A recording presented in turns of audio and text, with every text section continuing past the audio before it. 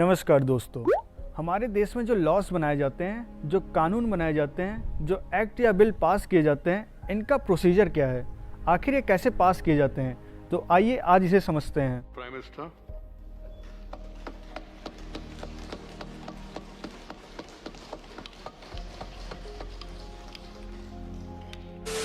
हमारे देश में जो लेजिस्लेचर है, विधानमंडल है, लोकसभा और राज्यसभा, ये कार्य प्रभारी हैं, या कह सकते हैं इनकी ड्यूटी है देश में कानून बनाने के लिए।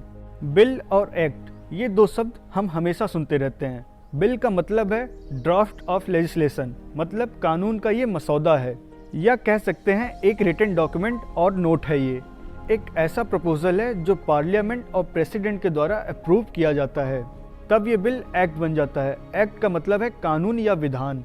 हमारे देश में सारे कानून ऐसे ही बनाए जाते हैं, जैसे cab, CAB, citizenship amendment bill, और ये बिल पार्लियामेंट और प्रेसिडेंट के द्वारा जब अप्रूव हो जाता है तो ये एक्ट बन जाता है, जैसे सिटीजनशिप अमेंडमेंट एक्ट। आखिर किन टॉपिक्स पर पार्लियामेंट लॉस बना सकता है, जैसे defence, agriculture, social issues, environment, इन सब पर पार्लियामेंट लॉस बना सकता है। और इन सबको 3 लिस्ट में डिवाइड किया गया है। पहला है यूनियन, स्टेट और कॉन्करेंट लिस्ट।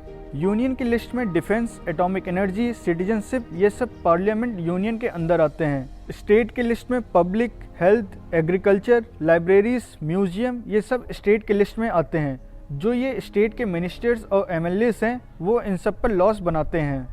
कुछ ऐसे टॉपिक हैं जिसमें यूनियन और स्टेट दोनों मिलकर लॉस बनाते हैं, और ये सब कॉन्करेंट लिस्ट में आता है, जैसे वाइल्ड एनिमल्स, क्रिमिनल प्रोसीजर और मैरिज एंड डाइवोर्स, ये सब कॉन्करेंट लिस्ट में आते हैं। इन केस कभी यूनियन ने कोई लॉ बनाया और स्टेट का लॉ उससे मैच नहीं करता, तो उस केस में यूनियन के कानून को मंजूरी दी जाती है। बिल को इंट्रोड्यूस करने के बाद बिल को बाकायदे चेक किया जाता है। कई बार बिल को पार्लियामेंट कमेटी के पास भी भेजा जाता है, सही से चेक करने के लिए और स्क्रूटिनाइज करने के लिए, और अगर कोई चेंजेस हो तो उसे किया भी जाता है। और बिल पर फिर से डिस्कशन होती है। एक बिल को लेकर कितने देर तक डिस्कशन किया जा सकता है, कितना टाइम अलॉट किया जाना चाहिए हर मेंबर के लिए, कितना स्पीकिंग टाइम होना चाहिए, ये सब डिसाइड किया जाता है बिजनेस एडवाइजरी कमेटी द्वारा। लोकसभा में ये कमेटी जनरल इलेक्शंस के बाद बनाई जाती है। इसे हर साल बनाया जाता है, रिकन्स्ट्रक्ट किया जाता है। बिजनेस एडवाइजरी कमेटी में 15 मेंबर होते हैं और इसका हेड लोकसभा स्पीकर होता है। कौन मेंबर होंगे, इन्हें भी लोकसभा स्पीकर के द्वारा ही डिसाइड किया जाता है। और जनरल डिस्कशन के बाद सभा से ये पूछा जाता है, can this bill be taken into consideration, क्या इस विधेयक पर विचार किया जा सकता है। और इस स्टेज में अगर कोई चेंजेस करना हो तो वो भी पार्लियामेंट के लैंग्वेज में कहे तो अमेंडमेंट किया जाता है। और अगर मेजॉरिटी ऑफ MPs इस चेंजेस को एक्सेप्ट कर लेते हैं तो बिल में बदलाव कर दिया जाता है विथ प्रॉपर रीज़न। जनरली 1 दिन का नोटिस दिया जाता है before the bill is taken into the consideration. और इसके बाद आती है वोटिंग स्टेज, यानी अगर एक बिल को पास किया गया है MPs के द्वारा लोकसभा में, तो उस बिल को फिर राज्यसभा में भेजा जाता है पास कराने के लिए।